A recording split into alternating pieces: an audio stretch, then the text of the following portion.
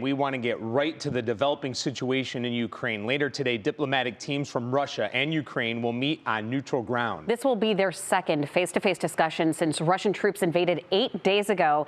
And this comes as the fighting just continues to escalate there. Hundreds of thousands of Ukrainians rush to border countries to escape this violence. Jay Gray has been following the humanitarian crisis along the border of Ukraine and Poland and joins us now with the latest on the situation. And Jay, the images we've seen every morning have been shocking.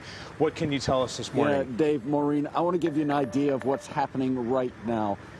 You can see behind me, we've got the border crossing, and we do continue to see families pouring into Poland. But we're seeing something entirely different today. You can see the line of vehicles here, more than a mile long, most of them loaded down with supplies. You've got people, volunteers driving into the war zone to try and help those who are staying behind. The images say more than words ever could. Tiny faces pressed against a train window, toddlers and teenagers stepping from rail cars into the arms of strangers. Part of what the Polish army calls a special mission. 2,000 children, many orphans, rushed from the escalating violence in Ukraine to Poland overnight. Russian forces seemingly tightening their grip. The scars from a full week of war now evident in Lviv, Kharkiv, and the capital city of Kiev. We are waiting that this is some nightmare where we are going to wake up. This is impossible. Bombing of Kiev, invading from Belarus, from Russia. But it is all too real. Still, the relentless attacks can't break the resolve of those fighting to protect their homeland.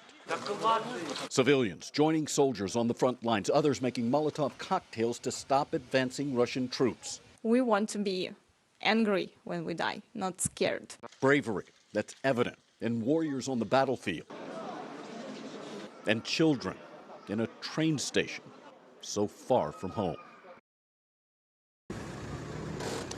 Yeah, and just to give you an idea, what they're bringing in here ranges from clothes and blankets to fuel and generators. So they're trying to help in any way they can here.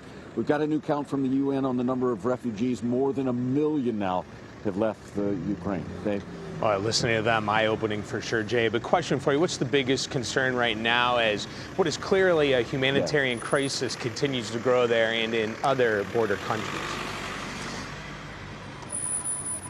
Yeah, you know, right now I think the issue is where are all these people going to go? As we made our way toward the border here today, we saw for the first time small tent cities and parks here in Poland, so people just don't have a place where they can stay. And that's going to get much worse as the flow continues to move into the country.